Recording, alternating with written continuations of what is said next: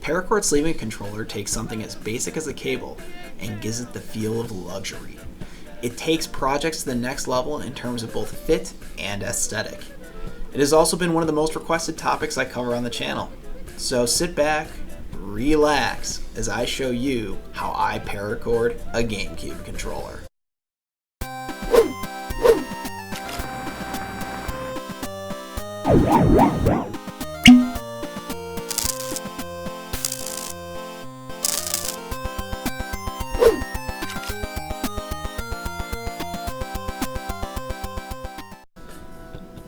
First step, as always, is to rip this thing open.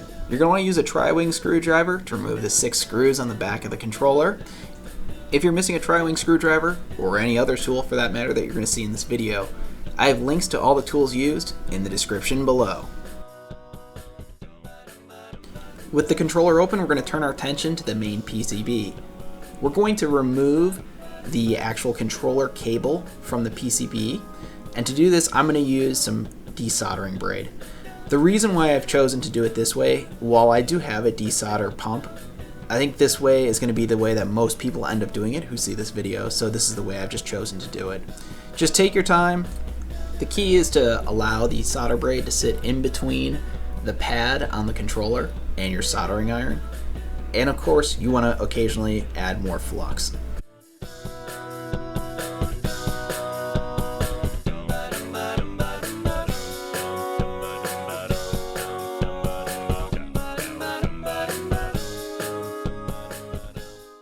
With the cable free from the PCB, we're going to use a dental pick to remove all the pins from the plastic housing. This process is significantly easier with the use of a third hand, and I would highly recommend it. But for now, let's just blast through these real quick and get all the pins out.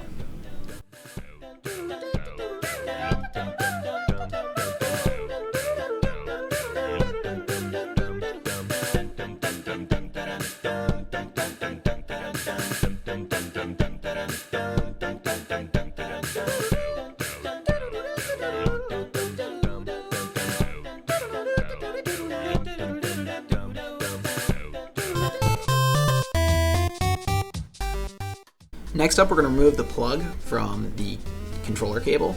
And to do this, you want to just use a heat gun or a hot air rework station.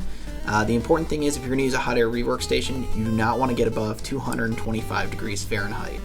Otherwise, you will melt or otherwise damage the plastic. Once you've heated it for about 30 seconds to a minute, you should just be able to pull it right apart. If your hands are sensitive to heat, I'd recommend wearing gloves. From there, simply slide it off the cable and you should be good to go.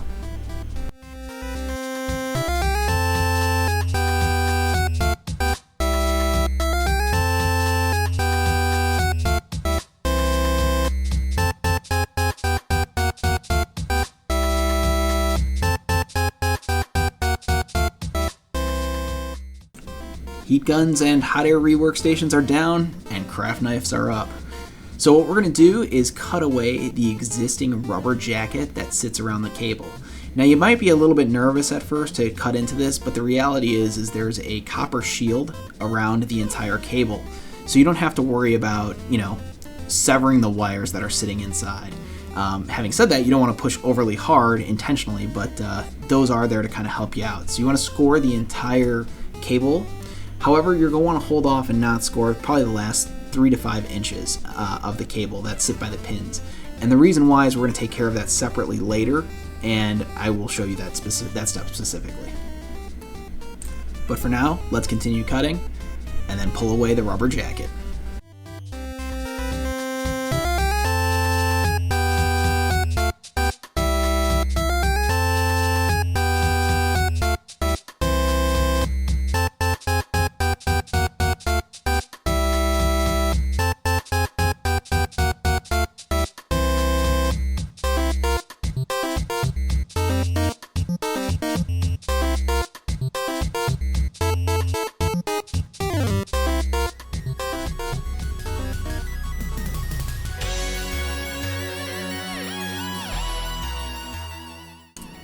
So let's talk about the copper shielding for a minute. And I want to thank subscriber X9 for mentioning this to me. But basically what you're seeing is copper shielding on here is shielding the wire that's sitting inside so you don't have any signal degradation or loss. And while I would say for the shorter lengths of wire, it's probably not as necessary. However, if you get into some of the longer lengths of wire, specifically with some of the newer Smash-related controllers that have come out, it's highly recommended that you keep it on. Now, basically what you're dealing with on the longer cables is you can end up with a chance that you get either cell phone or Wi-Fi interference or something along those lines, which you obviously don't want. So I definitely recommend leaving it on. What you're seeing me do over here right now is I had a few snags in my copper shielding, and I'm just using a little bit of super glue to glue that back down and then trim off any of the excess that's there. I recommend obviously keeping this on to the extent that you can. I would say that if you're gonna go ahead and remove it or keep it on, there's no real difference in terms of the amount of time it takes to do it. However, I will say it is easier to sleeve the cable with it off once you get to the actual paracord part, which we'll talk about a little bit later. But like I said, thanks again to subscriber X9, who spoke specifically to an engineer about that, and I appreciate the information. I spoke a little bit earlier about the pin end of the sleeve and how we're going to do that. So you can kind of see I just cut a small little circular area on the end of the sleeve. And the reason why I did that is because I do not want that copper shielding to fray off. So you can see what I've done there to kind of keep it. And then you're going to see me come in with a little bit of super glue to kind of glue the area around it. The goal here is just to use the super glue to hold down the copper sleeving so it doesn't fray away. So I can then clip off the very end of the remaining rubber jacket.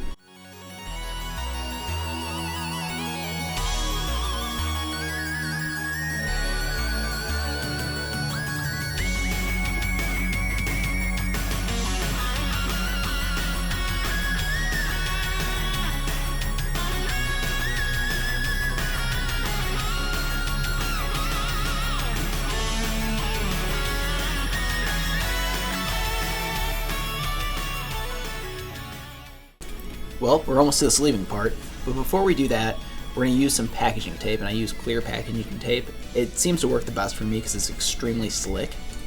Our goal with that clear packaging tape is to put it over the pins and to roll it up almost into an arrow type shape, so it's got a very sharp pointed tip. Now, the goal is not to bunch anything up too much, because if I do, it's going to be very difficult to sleeve later. So what I do is I take two of the pins and I will bend both of those back. That way it'll help the tip be a little bit more pointed, and therefore will go easier into the paracord. I'll get you guys a zoomed in look of what that looks like once I get this taped up here momentarily.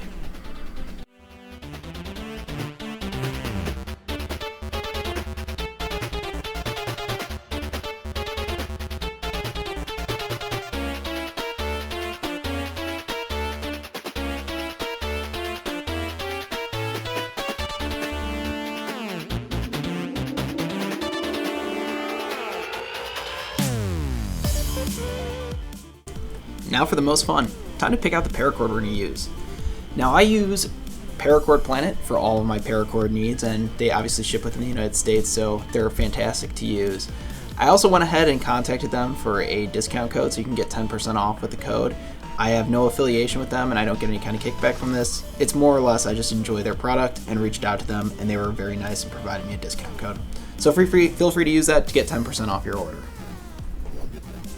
So with paracord in hand, I typically make it anywhere between half a foot to a foot longer than I need as compared to the original cable, and then cut both ends and then go ahead and start gutting it. And there's usually 7 strands that you're going to find on the inside of 550 paracord, so pull them all out.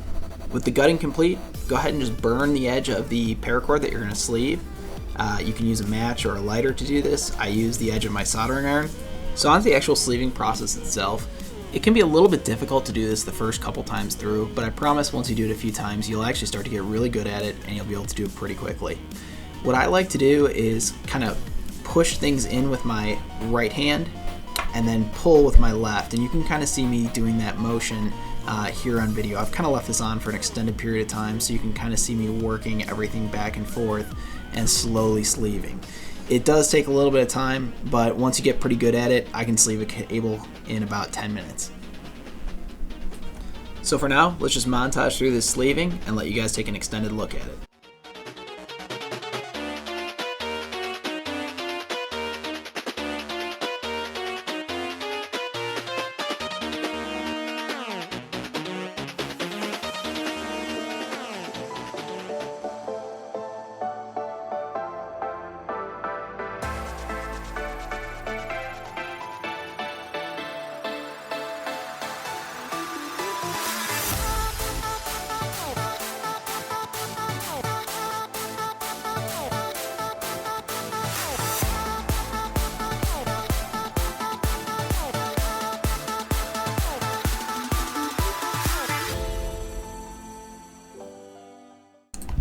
With the cable all sleeved, we're going to get into buttoning up both the ends.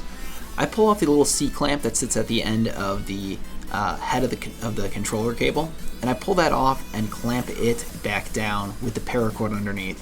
This way I don't have to use any heat shrink or anything like that, and it keeps the unit really well contained and makes it easy to slide the plastic part of the plug back on.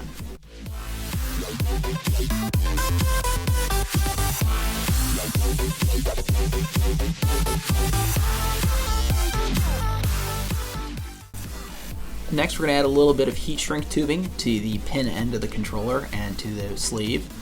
And what we're going to do is we're going to slide our plastic plug over the heat shrink tubing. If you find that it's a little bit tight and you've got a circular file, you can go ahead and use that to file out the inside of the plastic connector. You shouldn't have to take off very much, if any at all.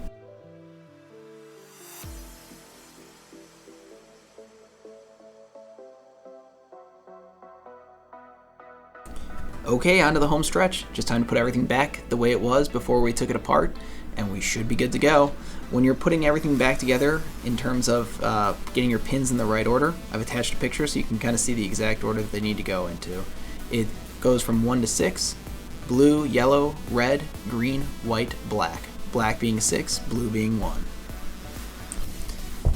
But anyway, let's rip through getting the rest of this controller put back together, and I've got a little special surprise for this specific controller, so we'll check that out towards the end. You might notice a few extra goodies going on in there.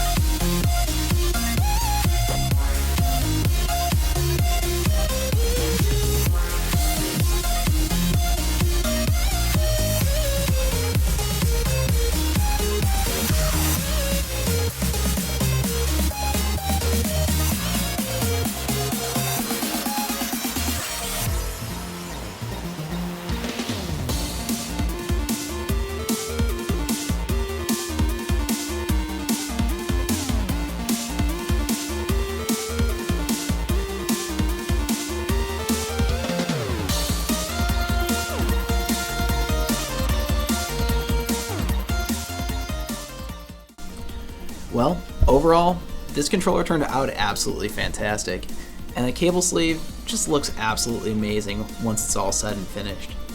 But you guys let me know what you think. Have you ever sleeved a cable before? Does this give you a little more confidence in doing the sleeving process yourself?